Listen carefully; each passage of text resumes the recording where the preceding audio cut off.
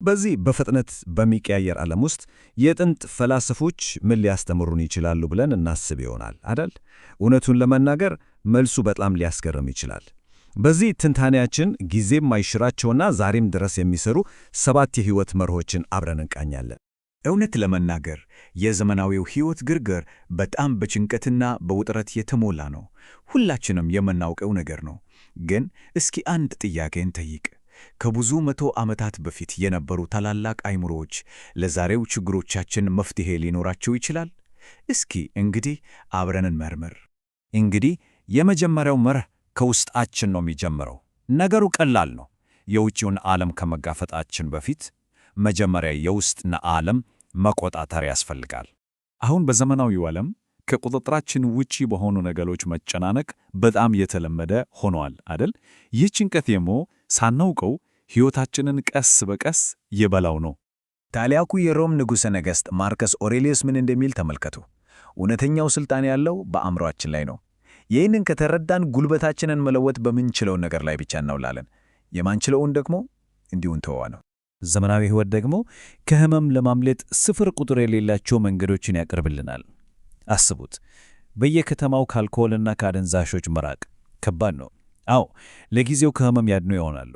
ግን እውነተኛው ጥያቄ ከሕመም ማምለጥ በእርግጥ ጥበበኛ ወይም ጠንካራ ያደርጋል ወይ? ለዚህ ነው ፓይታጎረስ የአእምሮ ጥንካሬ የሚገኘው በመጠንቀቅ ነው። ምክንያቱም ይህ አእምሮ በስሜት እንዳይጋረድ ያደርጋል የሚለው ነገሩ ግልጽ ነው። የአእምሮ ጥንካሬ የሚመጣው ከንጹሕ አእምሮ ነው። እውነተኛ ነጻነት የሚገኘው ፈተናዎችን በማለፍ እንጂ ከነሱ በመሸሽ በፍጹም አይደለም። እሺ፣ አሁን ከውስጣዊ ዓለም ወጥተን ትኩረታችንን ወደ ውጪው እናዙር። ያገኘነውን ውስጣዊ ጥንካሬ ተጠቅመን የውጪውን ዓለም ፈተናዎች እንዴት ነው መንጋፈጠው? እስኪኒ እውነት ነው።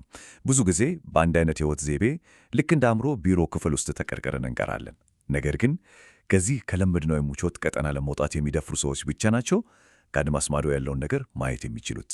ሴኔካ በጣም በሚገርም አገላለጽ ነው ይህንን የሚያስረዳን። ሰማዩን የሚያበሩትን ከዋክብት ተመልከት፣ አንዳቸውም በአንድ ቦታ አይቆዩም ይላል። ልክ እንደነዛ ከዋክብት እኛም መንቀሳቀስ አለብን። አካባቢን መቀየር አስተሳሰብን ይቀይራል። ከለመድነው ወሰን መውጣት ለእውቀትና ለግል እድገት በጣም ወሳኝ ነገር ነው። እሺ፣ እስኪ እዚህ ጋር ራሳችንን አንድ ጥያቄን ጠይቅ። ግባችን ምንድን ነው? ሀብታም መሆን ነው ወይስ በእሴት የበለጸገ መሆን? ይሄ በጣም ትልቅ ጥያቄ ነው፣ ምክንያቱም በቁሳዊና በእውቀት ሀብት መካከል ያለውን ልዩነት እንድናስብበት ያደርገናል። እዚህ ላይ ልዩነቱን በደንብ ማየት እንችላለን። በአንድ በኩል የሞኝ ወርቅ አለ፣ ይህም በሀብት ላይ ብቻ ማተኮር ነው።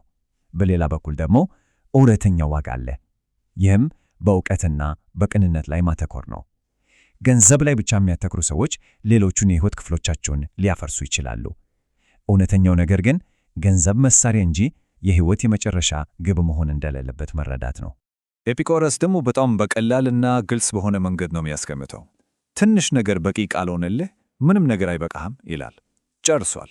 ቁጥጥር የሌለው ስግብግብነት መጨረሻው ጥፋት ነው። እርካታ ግን የጥበብ ምልክት ነው። እንግዲህ እስካሁን ስለ ውስጣዊ ጥንካሬና የውጭውን ዓለም ስለመዳሰስ ተነጋግረናል። አሁን ደግሞ ከሌሎች ጋር ስላለን ግንኙነት እናውራ። ይህም በጣም ወሳኝ ክፍል ነው። በተለይ አሁን በዲጂታል ዘመን በሶሻል ሚዲያ በሺዎች የሚቆጠሩ ጓደኞች ሊኖሩን ይችላሉ አይደል?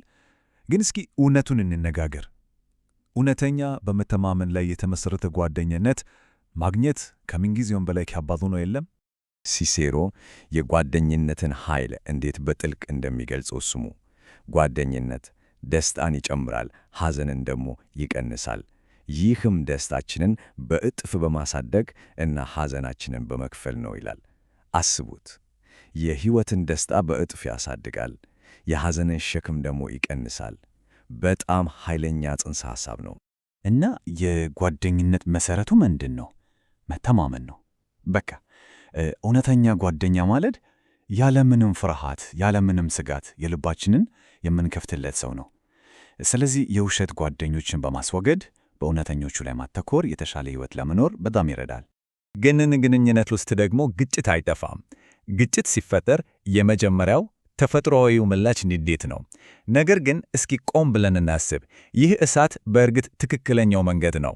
ቀጦ ታናሹ ደግሞ ጥበብ የተሞላበትን አማራጭ ያስተምረናል። መናገር የምትጀምረው ይላል የምናገረው ነገር ሳይነገር ቢቀር እንደማይሻል እርግጠኛ ሰውን ብቻ ነው።